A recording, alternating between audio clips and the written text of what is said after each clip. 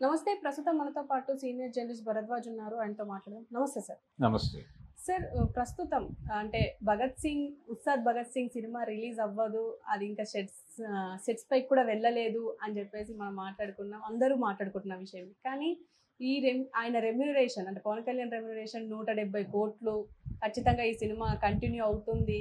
హరీష్ శంకరే కొనసాగిస్తున్నారు అని చెప్పేసి కూడా అంటున్నారు. దీని గురించి మీరే చెప్తారు. అంటే హరీష్ శంకర్ ఈ సినిమా తీయటానికి ఉత్సాహంగా ఉన్నాడు. అయితే ఇక్కడ కండిషన్ ఏంటంటే ఆయన హరిహర వీరమల్లు కంప్లీట్ చేయటమే గగనంగా కనిపిస్తోంది. అయితే ఆయన ప్రొడ్యూసర్లను కూర్చోబెట్టి నేను ఈ ప్రాజెక్టులన్నీ కంప్లీట్ చేస్తానని చెప్పాడు, హామీ ఇచ్చాడు. నిన్న 2 days బ్యాక్ ఎప్పుడో కలిశాడు. వాళ్ళు కలిసి ఒక భరోసా ఇచ్చాడు, ఆందోళన పడకండి, మీ సినిమాలు కంప్లీట్ చేస్తాను అని. ఇదే మాట ఆయన పదవి చేపట్టిన రోజు కూడా చెప్పాడు. ఒక 3 నెలలు నేను చాలా కాన్షియస్గా దీని మీద ఉంటాను, ఆ తర్వాత మీకు నెమ్మదిగా ఫేజ్ మేనర్లో 3 కంప్లీట్ చేస్తానని ఆ రోజున చెప్పాడు ఆయన. కానీ అవ్వలేదు. సంవత్సరం అవుతోంది. ఇప్పటి వరకు ఆయన ఓజీ కోసం డేస్ కేటాయించారా లేదా అనేది తెలియదు. అయితే వీళ్ళు అక్కడే షూట్ చేయడానికి ప్రిపేర్ అయి ఉన్నారు. తాడేపల్లి ప్రాంతంలోనే సెట్స్ వేసుకుని ఓజీ బ్యాచ్ ఉంది. అలాగే వీళ్ళు కూడా ఆ ఏరియాలోనే ఉన్నారు, హరిహర వీరమల్లు కూడా. అయితే కావడం లేదు, అది షూట్ కావడం లేదు. ఇంకా 2 days 3 days చేయాల్సి ఉంది ఆయన ప్యాచ్ వర్క్. అది చేస్తారో చేయరో అనేటువంటి ఒక సందిగ్ధం నడుస్తోంది. ఆయన షూట్లో పాల్గొంటున్నట్లుగా ఎక్కడ ఏ రకమైనటువంటి వార్తలు లేవు, ఫొటోసు ప్రదర్శనలు అలాంటివి కూడా ఏం కనిపించట్లేదు. అందుకని ప్రజలకు అనుమానం ఉంది, ఈ ప్రాజెక్ట్ ఉంటుందా ఉండదా. అంటే ఇవి రెండు చాలా వరకు కంప్లీషన్ స్టేజ్లో ఉన్నాయి. వాళ్ళకి 15 రోజులు ఇస్తే సరిపోతుంది అంటున్నాడు ఆయన ఓజీకి.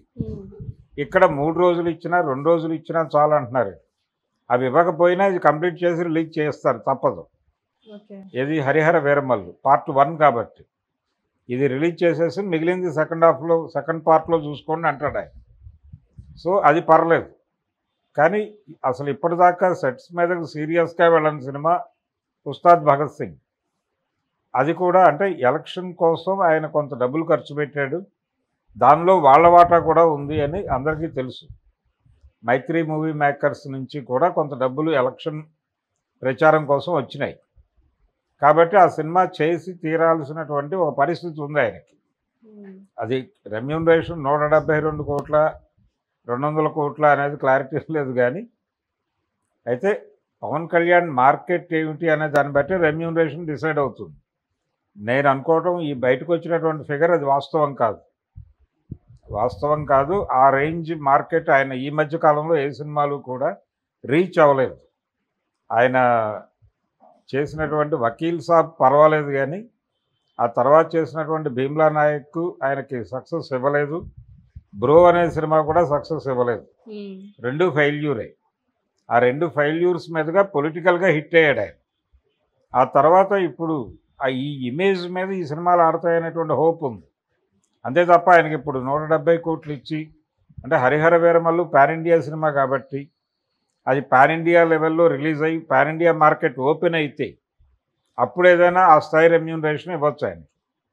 కానీ అది ఇప్పుడు ఆ రెమ్యూనరేషన్తో ఇంతో కమిట్మెంట్ తీసుకున్నారనే మాట తప్పు.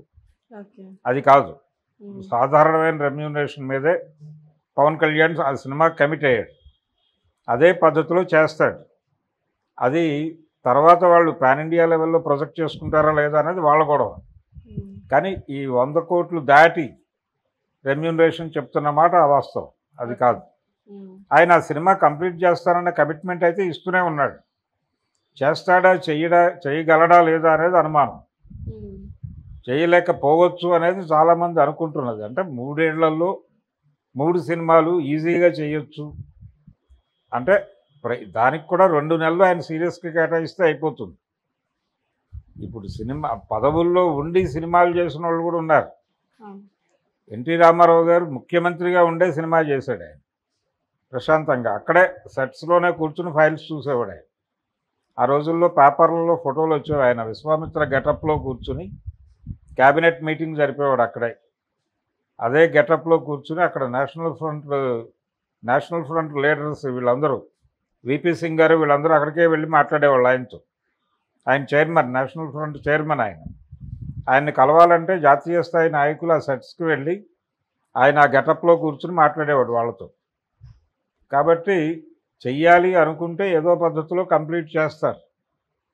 కానీ ఈయనకేదో ఇంకా టెక్నికల్ ప్రాబ్లమ్స్ ఉన్నాయి. టెక్నికల్ ప్రాబ్లమ్స్ అంటే ఆయన ఆరోగ్యానికి సంబంధించిన ఇష్యూస్ కూడా ఏవో కనిపిస్తున్నాయి. ఈ మధ్య కాలంలో ఆయన క్యాబినెట్ మీటింగ్లో కూడా చాలా ఇబ్బందికరంగా కూర్చుని మాట్లాడారు. అంటే ఫీవర్తో ఉన్నాడు ఆయన, సెలైన్ ఎక్కిస్తున్నారు ఓ పక్కన, ఇవన్నీ బయటకు వచ్చినాయి వార్తలు.